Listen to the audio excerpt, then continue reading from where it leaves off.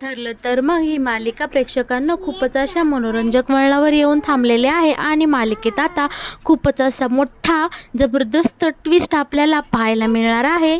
इकडे आता अश्विन जेलमध्ये जाऊन प्रियाला इकडे आता घटस्फोटाची नोटीस देताना आपण पाहणार आहोत आणि दुसरीकडे मात्र देवी आई सायलीच्या स्वप्नात येऊन एक खूप असा छान कौल देताना आपल्याला दिसणार आहे. आणि देवी आईने दिलेला कौल नक्की कोणता हे पाहण्यासाठी तुम्ही हा व्हिडिओ शेवटपर्यंत पाहायला अजिबात विसरू नका बरं का प्रेक्षकांनो.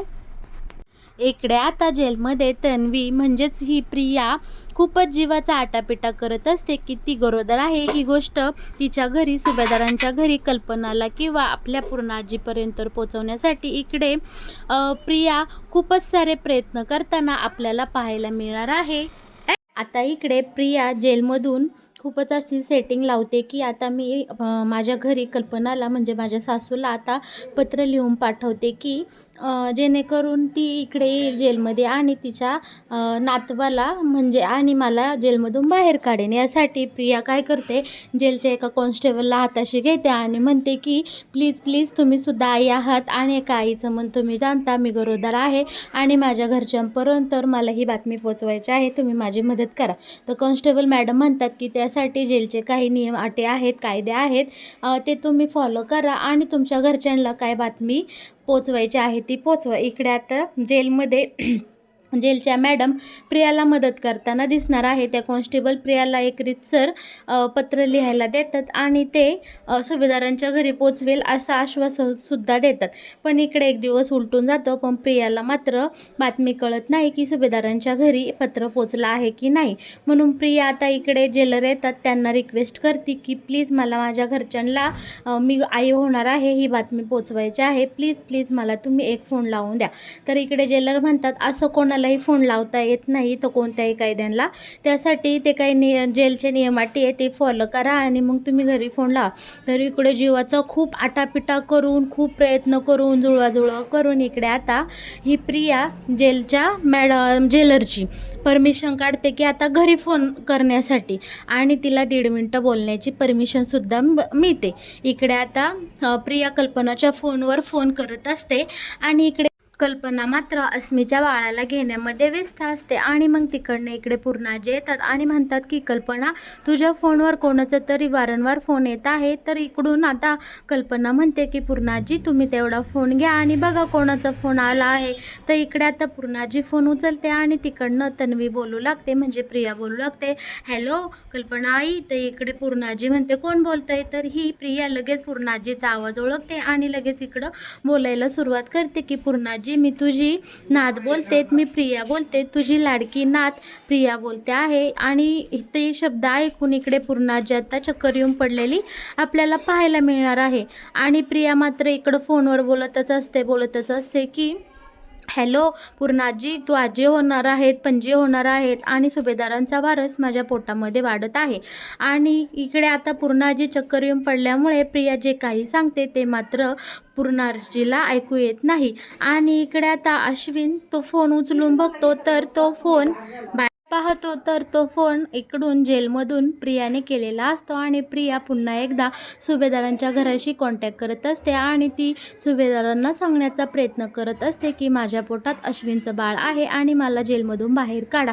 या सगळ्याचा इकडे आता अश्विनला खूपच मानसिक त्रास झालेला असतो. पण इकडे पूर्णाजी चक्कर येऊन पडल्यामुळे अश्विन हा ताबडतोब पूर्णाजीला एका चांगल्या डॉक्टरांना दाखवून घेतो आणि डॉक्टर आल्यानंतर पूर्णाजीला चेकअप होतं आणि पूर्णाजी इकडे आता शुद्धीवर आल्यावर तिची मेमरी परत आलेली आपल्याला पाहायला मिळणार आहे. आणि पूर्णाजी आता व्यवस्थितपणे नीट झालेली असते. ती सायलीला ओळखते आणि सायली ही अर्जुनची बायको आहे हे सुद्धा पूर्णाजी उठल्यावर सांगते. त्यामुळे इकडे सगळ्यांना खूपच आनंद झालेला असतो की चला आता आपली पूर्णाजी पहिल्यासारखी झाली आहे, म्हणजेच आपण सायलीला बाळ होणार आहे ही गोष्ट आता पूर्णाजीला सांगू आणि घरात पुन्हा एकदा छान असं वातावरण तयार होईल. पूर्णाजीची मेमरी परत आल्यामुळे सुभेदारांच्या घरात जसं काही कोणता तरी खूप मोठा सण आहे असंच वातावरण तयार झालेलं असतं.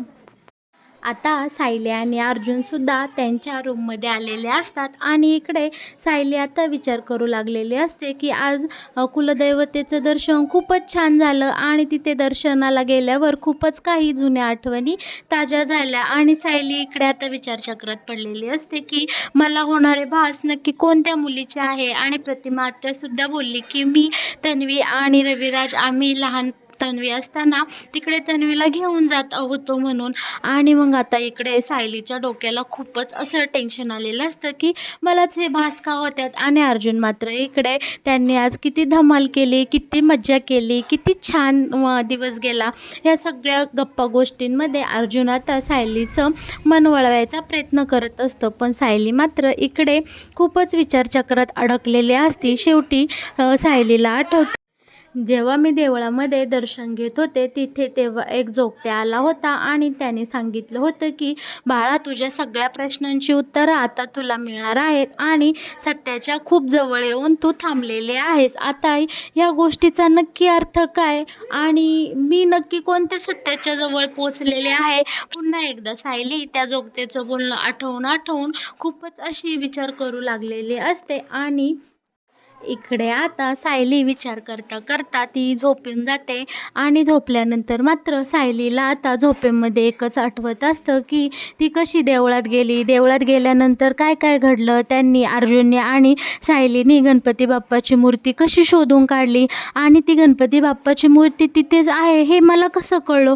असे अनेक विचारचक्र इकडे आता सायलीच्या डोक्यामध्ये चालू असतात. आणि मग काय प्रेक्षकांनो, इकडे आता खूपच मोठा असा दैवी चमत्कार होणार असतो.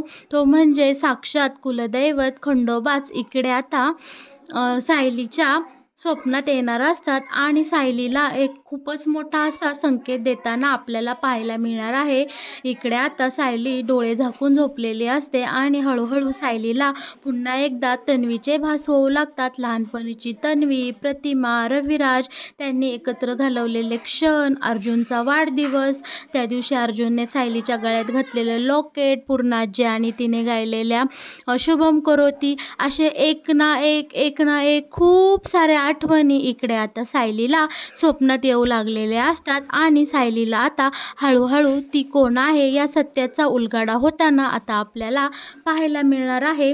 सायली झोपेत असताना आता सायलीला हळूहळू असे पिवळसर हळदीचे कपडे घातलेला एक जोगत्या स्वप्नात येऊ लागतो.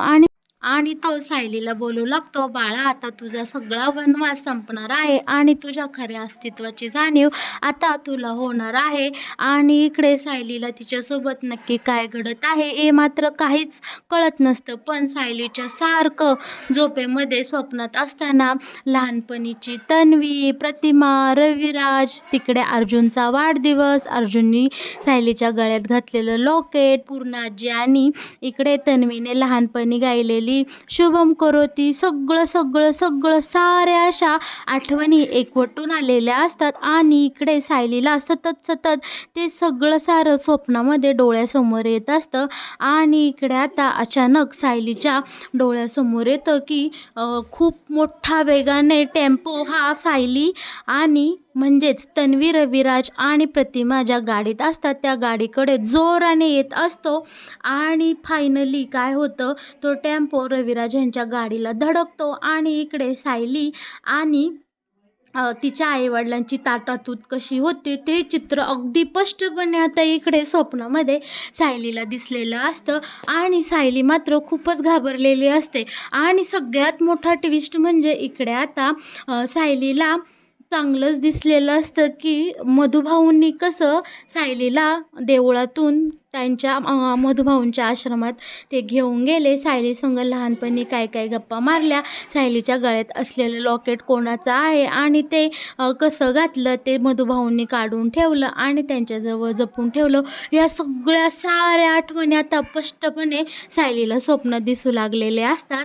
आणि इकडे आता साक्षात कुलदैवत खंडोबा इकडे आता सायलीला दर्शन देऊन सांगतात की बाळा, तुझा वनवास आता संपलेला आहे आणि रविराज, प्रतिमा हेच तुझे खरे जन्मदाते आहेत आणि हीच काही अंतिम सत्य आहे. इकडे आता कुलदैवतांनी इकडे सायलीला खूपच मोठा असा साक्षात्कार देऊन खूप मोठा असा चमत्कार घडवलेला असतो की इकडे सायलीला तीच खरी तन्वी आहे हे सगळं आता ज्ञात झालेलं असतं.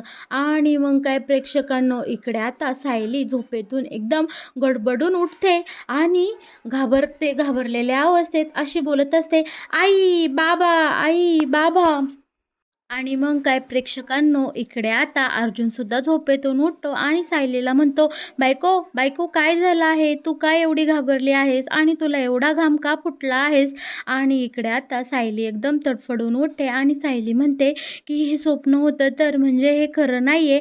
आणि इकडे आता सायलीला अर्जुन पाणी देतो आणि सायली इकडे विचार करू लागते, एवढं मोठं स्वप्न मला कसं पडलं असेल आणि इकडे आपल्या कुलदैवतांनी मला काही आशीर्वाद, काही संकेत दिला आहे का आणि हा दिलेला संकेत नक्की काय हे मी नक्की शोधून काढणार आणि या सत्याचा आता पाठपुरावा केल्याशिवाय मी काही शांत बसणार नाही, असं सायली मनोमन बोलते. आणि अर्जुन आणि सायली आता दोघेही पुन्हा एकदा झोपी जातात. आणि इकडे दुसऱ्या दिवशी आता जेलमध्ये अश्विन गेलेला असतो प्रियाला भेटण्यासाठी. आणि इकडे प्रिया खरंच खूपच खुश झालेली असते की अश्विन तिला भेटण्यासाठी आला आहे.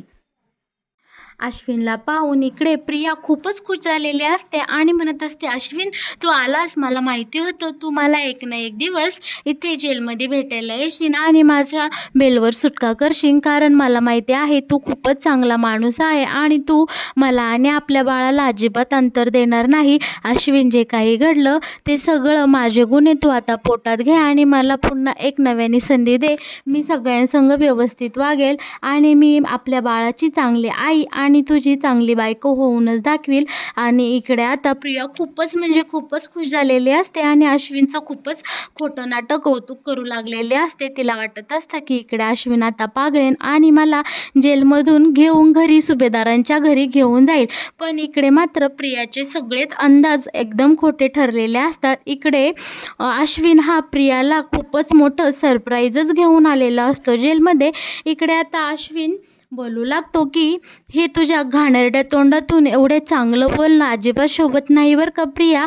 आणि इकडे मी तुला काही जेलमधून बाहेर काढण्यासाठी आलेलं नाही, तर तुला मी आपल्या या नात्यातून मुक्त करण्यासाठी आलेलं आहे. हे डिवोर्सचे पेपर घे आणि यावर मुकाट्याने सही कर. आणि जर तू सही केली नाही तर मग कोर्टामध्ये हा खटला उभा राहील आणि याचे परिणाम अजिबात चांगले होणार नाही. तू जो काही नालायक आणि नीचपणा लावलेला आहेस, माझ्या घरी फोन काय करतेस, पत्र काय लिहितेस आणि तुझ्या या नालायक कृत्यांमुळे माझ्या घरच्यांना खूपच त्रास होतो आहे आणि ते चांगल्याच मानसिक आणि शारीरिक मनस्थितीतून जात आहे. आता कृपा कर आणि या डिव्होर्स पेपर्सवर साईन कर आणि मला या नात्यातून मुक्त कर. तुझं बाळ आणि तुला जे काही करायचं आहे ते आता इथे आयुष्यभर जेलमध्ये करत राहा आणि या बंधनातून तू आता मला मुक्त कर. आणि हो, अजून एक सांगतो तुला प्रिया, जर का तू माझ्या घरच्यांसोबत पुन्हा काही नातं जोडण्याचा प्रयत्न केलास आणि तुझ्या या बाळाचं कारण पुढं करून तू जर पुन्हा माझ्या सुभेदार कुटुंबात घुसण्याचा प्रयत्न केलास तर माझ्यासारखा वाईट कुणीच तू पाहिला नशील. आणि आजवर तू या अश्विन सुभेदारचं जे काही रूप पाहिलं आहे, या उलट तू असं रूप पाहशील की पुन्हा तुला माझ्यासोबत काय माझ्या घरच्यांसोबत सुद्धा बोलण्याची इच्छा राहणार नाही. मी तुला शेवटची वॉर्निंग देत आहे की या बाळाचा आणि माझा काहीही संबंध नाही.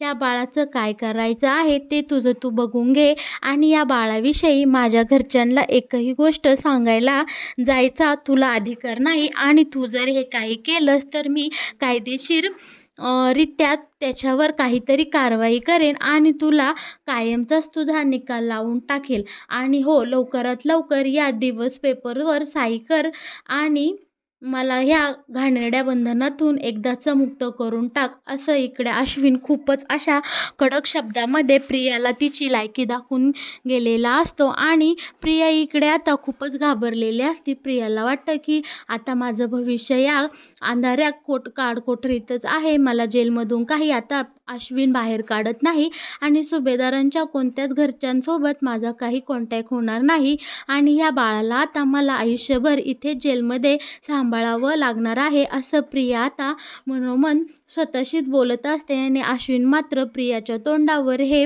घटस्फोटाचे कागद फेकतो आणि तिथून निघून जातो आणि विचार करतो की ह्या नालायक मुलीसोबत मी कोणत्या मुहूर्तावर लग्न केलं, मला कुठून दुर्बुद्धी सुचली आणि अवधसच्या पावलांनी या प्रियाला माझ्या या सोन्यासारख्या घरामध्ये मी घेऊन गेलो आणि माझ्या संपूर्ण घराचं तर मी वाटोळं केलंच आणि माझ्या आयुष्याचं सुद्धा मी वाट लावून घेतली आहे. यासाठी देव तर मला कधीच माफ करणार नाही आणि देवा ह्या नालायक प्रियाला सुद्धा या जेलमधून कधीच तू सुटू देऊ नकोस, तिला असं सडत या जेलमध्ये राहू दे, हीच मी तुझ्याकडे प्रार्थना करतो. तर मग प्रेक्षकांनो, ठरलं तर मग या मालिकेत येणारा हा नवीन ट्विस्ट पाहायला तुम्हाला आवडेल का आणि तुमचं यावर काय मत आहे हे मला नक्कीच कमेंट बॉक्सद्वारे कळवा. आणि हो प्रेक्षकांनो, आपल्या या चॅनलला सबस्क्राईब करायला अजिबात विसरू नका बरं का.